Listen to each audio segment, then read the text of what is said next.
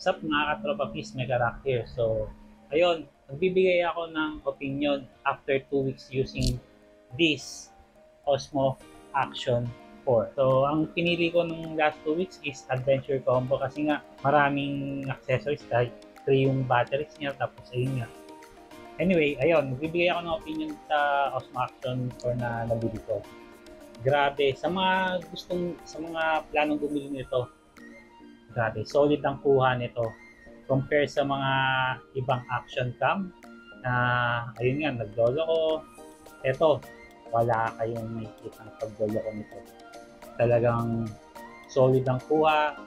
Yung mga videos na nagawa ko after last 2 weeks, tapos gumawa na rin ako ng ibang mga episodes ko like mga vlogs, ayun, yung mga gear up.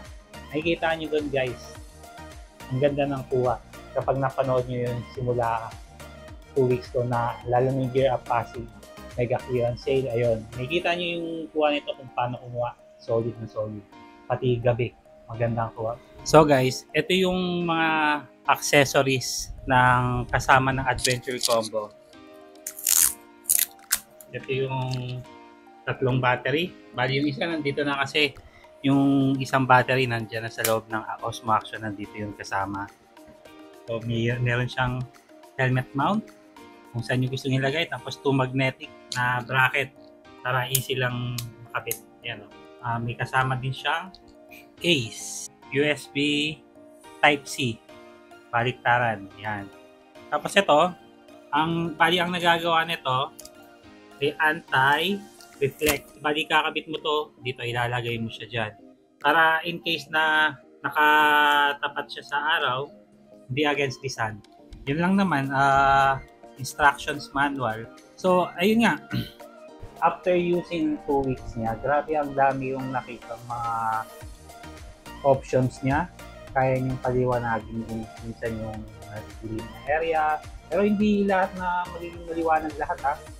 Tapos, walang masyadong vibrate. Kahit man nagpa-vibrate siya, talagang malinaw pa rin ang kuha niya. Tapos wala na yung parang nagpa-black screen or something. Yun, nakita ko din kasi sa Osmo Action 1 ko, itong ginagamit ko ngayon. Nagba-black screen siya, kaya doon din ako nag-decide na kumuha. Ang wala lang niya is Sinova. Tinesting ko yung extra Sinova ko. Ayan. Ito kasi ginagamit ko sa Osmo Action 1, right? Habang naka-charge ka sa power bank, pwede kang gumamit ng 3.5mm na jack para sa wireless microphone. Pwedeng wireless microphone, pwede nyo gamitin din sa microphone para sa helmet niyo. Yun yung maganda sa Osmo Action 1. Kaya hindi ko ma-let go din yung Osmo Action 1 ko. Pero, etong si Osmo Action 4, nag-testing ako na mag-rides. Papunta doon kina Larry kasi magkikita kami, naghahanap kami ng electric bike. Tapos nag-vlog na rin ako doon. Ayun. Grabe. Kahit nasa mahangin na, tapos nasa motor, naririnig pa rin yung boses ko. Yun yung kagandahan nito, may built-in mic siya. Okay? Hindi ko pa natatry kasi yung Samsung na USB Type-C na cord, tapos magiging jack siya na pang microphone. Hindi ko pa na-try yun. Kasi nga, si Osmo Action 1 pa rin ang ginagamit ko na pang motovlog. Lalo na sa pagmatagalan yung vlog na ginagawa ko. Nakikita niyo yung mga iba kong vlog na, lalo na kapag motovlog ako sa gabi, tapos may mga passenger ako. Very useful pa rin si Osmo Action 1. Napaka-depend. Napaka very usable niya. Kaya hindi ko ma-let go.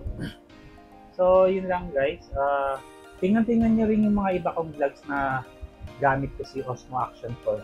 At least dun nyo makikita kung paano yung mga settings na nagawa ko sa kanya kung gaano ko ganun. Nabili ko si Osmo Action 4 sa Altitude Digital. Doon sa may compound ng Sparta. Tapos, bali hulugan to. Hindi ko kaya mag-cash ng ganito. So, yun lang guys. Sa mga naghahanap ng ganito guys, meron po doon sa Altitude Digital. Tumatanggap sila ng credit card, GGives,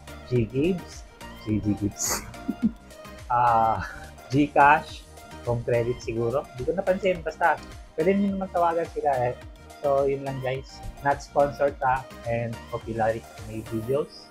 So, bye.